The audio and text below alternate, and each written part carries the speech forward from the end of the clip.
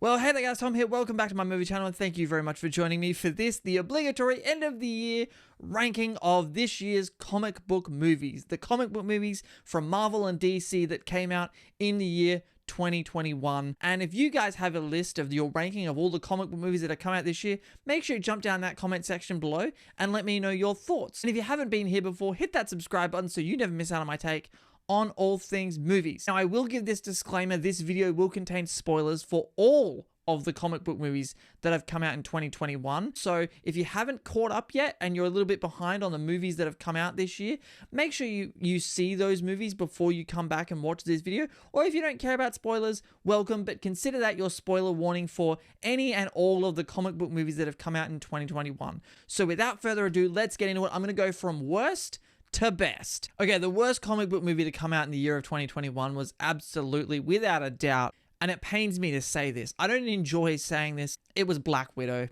Black Widow was such a disappointment of a movie to me, and it was a movie that I was very excited for. The trailers look great. I love Scarlett Johansson as this character. The casting of David Harbour and Rachel Weisz and Florence Pugh, the idea that we were going to get this, like, you know, spy movie, wrapped up in a Black Widow comic book movie. I haven't been disappointed by a movie like this since Wonder Woman 84, and it really sucks because, you know, I was so looking forward to it.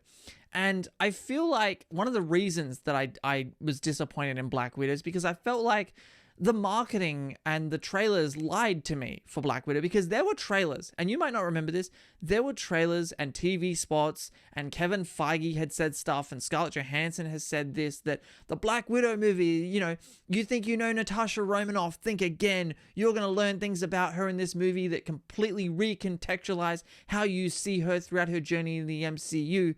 And I'm sorry, what did we learn about Natasha in this movie that we didn't already know?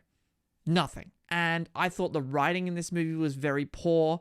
I thought the directing in the movie was quite amateur, if you ask me, and just my personal opinion. And Ray Winstone as like the MCU's Harvey Weinstein at the end, like no, it wasn't good. He's a great actor. He wasn't good in this movie. He just wasn't. I don't like Black Widow. It's the first MCU movie that I have flat out disliked.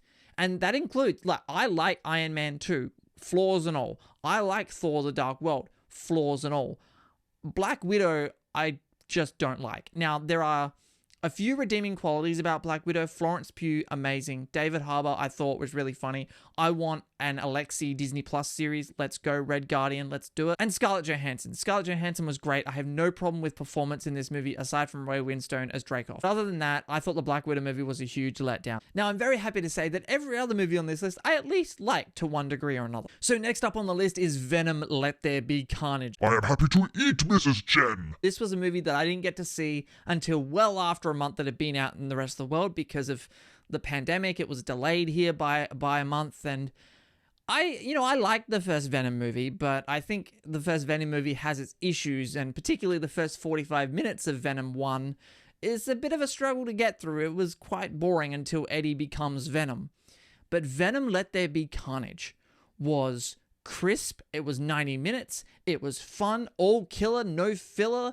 Like, it was hilarious. I thought Venom: Let There Be Carnage was a hell of a good time. Is it the greatest movie ever made? No. Is it winning any awards? No. But was it a fun time at the movies that I thoroughly enjoyed and cannot wait to see it again? Yes. Yes, it was. Okay, next on the list we have ShangChi and the Legend of the Ten Rings. ShangChi is a movie that I like very much. I'm not in love with it. I know there are some people that love ShangChi, and more power to you. I enjoyed ShangChi. I really did. I love Simu Liu. He's a great actor. He's very charismatic. And what a great addition to the MCU that is. Tony Leung as Wenwu, one of the best MCU villains of all time. Fantastic performance. Just the emotional elements in Shang-Chi didn't hit me the way I wanted them to. But, you know, director Destin Daniel Cretton, he's a fantastic director. He's directed some of my favorite movies in the last number of years, particularly Short Term 12 and Just Mercy. And so seeing him direct Shang-Chi was a great experience. I had a fun time with Shang-Chi, with some minor issues here and there, but Shang-Chi, a really good time at the movies. I really enjoyed it, especially the post-credit scene, only because the love of my life, Brie Larson, showed up. I mean, it was a great post-credit scene on its own, don't get me wrong, but you put Brie Larson in there, you've got my attention. Okay, fourth on the list is Eternals. Eternals is not a movie that worked for everybody. Eternals is a very different movie to what the MCU has done. And, you know, director Chloe Zhao, if you've seen Nomadland, she's so good. She's such a good director. And Eternals has its issues. It does. But, you know, including some kind of weird gaping plot holes and logic holes throughout not just the Eternals movie, but the MCU. But aside from that, Eternals was a really fun time. I enjoyed Eternals. It's very dense. It's very different. It looks fantastic. It is one of the most beautiful looking MCU movies. And it was kind of cool because when I'm watching Eternals, especially with the Icarus stuff and with the, you know, the laser eyes and the way she shot the Icarus flying fight scene, you know, and even from the trailers, people said that looks like it's a bit of a Man of Steel homage. And you can really tell in Eternals, you can really feel the Snyder influence over it.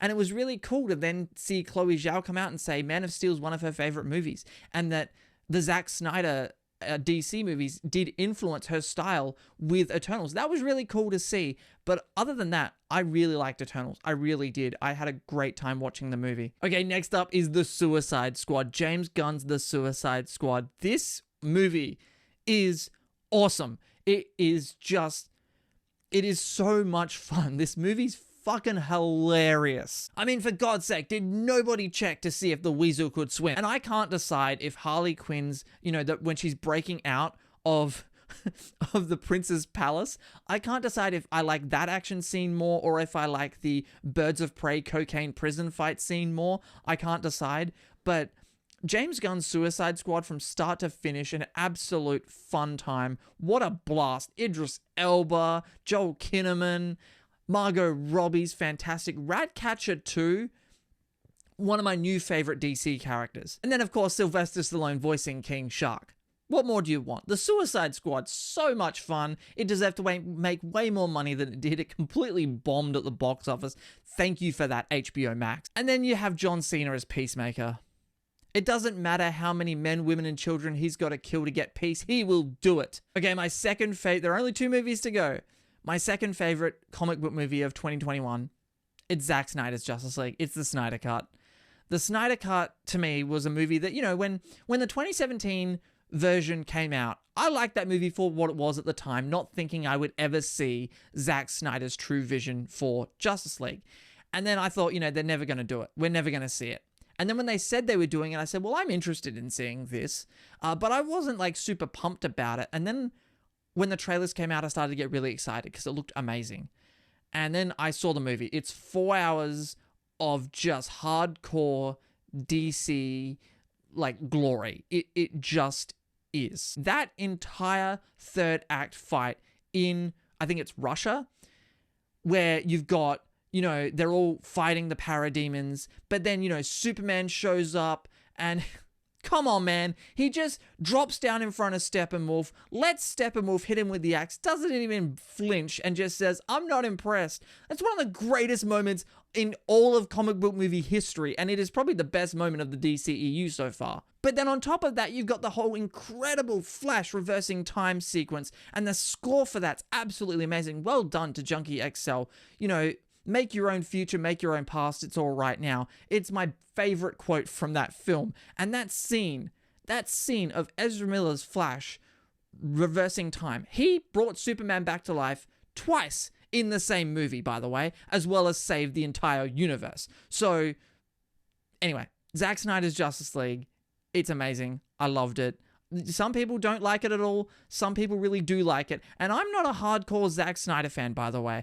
I liked Man of Steel. I really don't like Batman vs. Superman. And I love Zack Snyder's Justice League. So I'm mixed on Zack Snyder's DCEU installments. But hey, Zack Snyder's Justice League, a fun time. Love that movie. But we are at number 1. Now it's obvious what my number 1 is. I've seen it twice. I'm going to see it another 2 times probably. I'm already going again this coming week.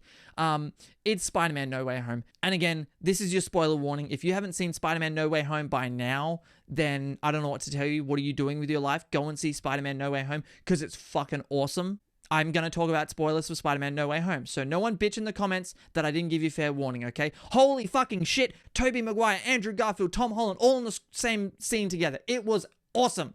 And what made it awesome wasn't just the fact that they were there. And I've said this before in other videos. What made it awesome wasn't just that they were there for some cheap fan service pop. They weren't just there for a quick cameo to wave and wink at the camera and say, hey, I'm here, and then fuck off. No, they were there. They served narrative purpose. It was important to the story. It was important to Tom Holland's Peter Parker in the MCU and his journey overall. And then you have, Willem Dafoe and Alfred Molina and... nostalgia is good. Nostalgia, people say nostalgia like it's a dirty word. Nostalgia can be a really good thing if you weave it organically into a narrative. And that's what Spider-Man No Way Home did best, is that everything for nostalgia in this movie was done with narrative purpose. Could you take out the Charlie Cox, Matt Murdock scene? Yes. Could you stick any other lawyer character in there? Yes. That's the only bit in this movie that was just there for cheap fan service pop. And I'll forgive it. Like, it's fine. I don't have an issue with it. It was cool to see him. But, that he being there didn't really serve any real important narrative purpose. You could have stuck any lawyer in there. But it was cool to see Charlie Cox. Spider-Man No Way Home was fantastic. It's Tom Holland's best performance as Spider-Man. It's the best Spider-Man movie, in my opinion. If you've seen my Spider-Man ranking, and if you want to see my review for Spider-Man No Way Home, I'll link both of those somewhere around here. So that's my ranking of the 2021 comic book movies for this year. What is your ranking of the 2021 comic book movies? Make sure you jump down and leave me your thoughts in the comment section below. Guys, if you haven't been here before, make sure you hit that subscribe button if you enjoyed this video. And remember to hit that notifications bell so that you never miss out on my take on all things movies and the great conversations we have here. So thank you very much for watching, guys. My name is Tom, and I will see you guys next time.